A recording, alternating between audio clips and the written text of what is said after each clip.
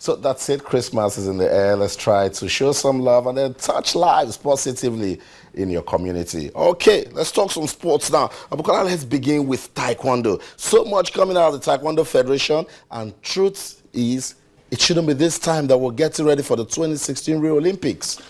For me, it's rather unfortunate.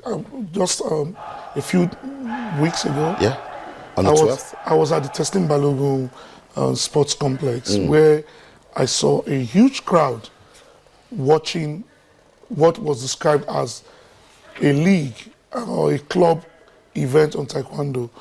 And that afforded me the opportunity to look at the developmental programs that have been put in place by the Federation under the leadership of Judge Ashiru, a gentleman that I respect so much.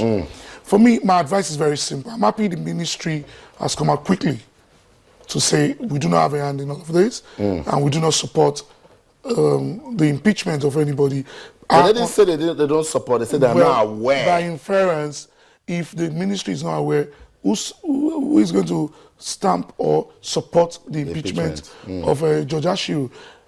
Again, I've been told authoritatively, by sources very close to the NSC and the minister, that their concentration is on going to the Olympics and excelling.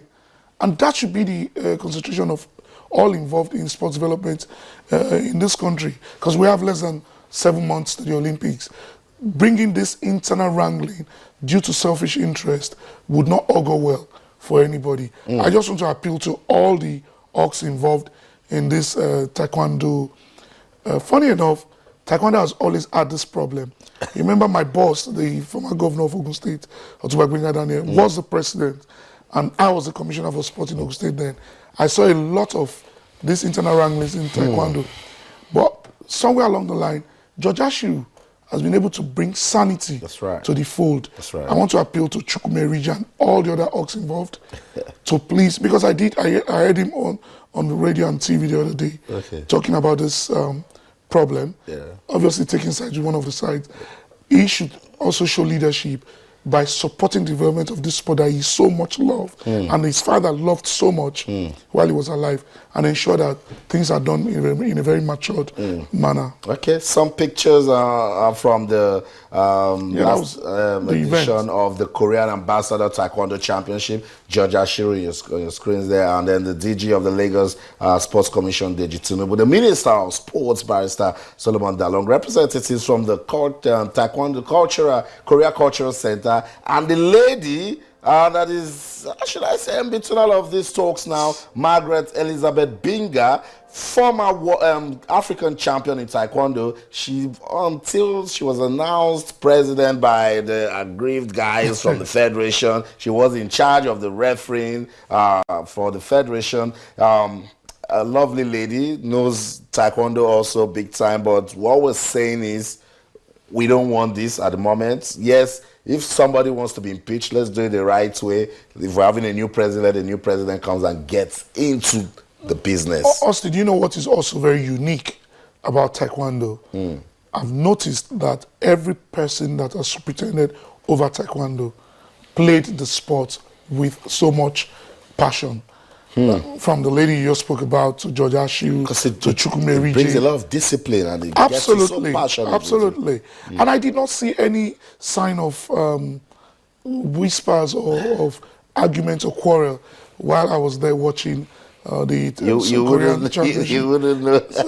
I was there, so I didn't know something like that. I'm praying for them. I'm praying for them to bring the house in order, settle this rift, and just look at it as one of those things. That's right. And move on to bigger and better things. That's the word, move on. And that's what the Ministry of Youth and Sports, they want also. They have charged the Nigeria Taekwondo Federation to maintain peace, particularly as the country starts preparations for the 2016 Rio Olympics. So all those involved, let's keep our egos to the side and then do it for the development of Taekwondo in Nigeria. Let's develop the sport. Let's leave Taekwondo now, then go to football. So much has also come out of football from the Ministry of Sports. Yes, we like it when they say we are protecting young players. Don't take them, don't sell them illegally. The NFF came out and said, yes, it's also part of our policy to protect those people. But how come nobody's going after those agents, those rogue agents that will actually make these young guys to sign slave contracts? Well, I have always said that we need to regulate, even locally, within our own domestic football, the way players are sold abroad and the way players are managed. As someone who saw a lot of young players under my tutelage as commissioner, I mean, the Korea winning team had 8 players from Ogun State who today are doing bigger things for themselves.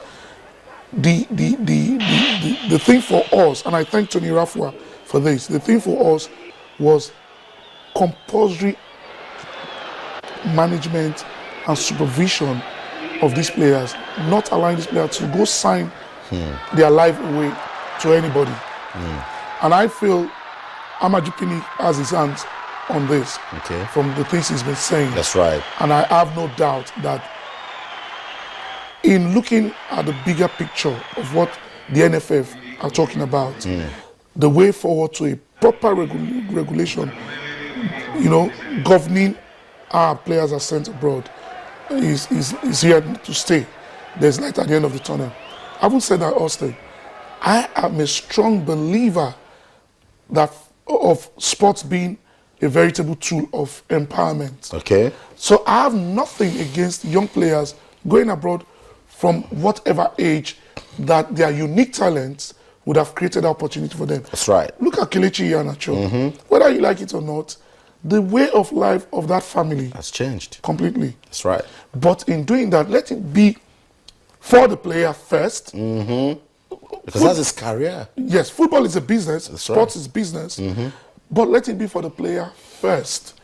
You would have achieved the #1 aim of sports, being a veritable tool of empowerment. Of course, somewhere along the line, let agents and other sports businessmen make their money and make a way of life for themselves.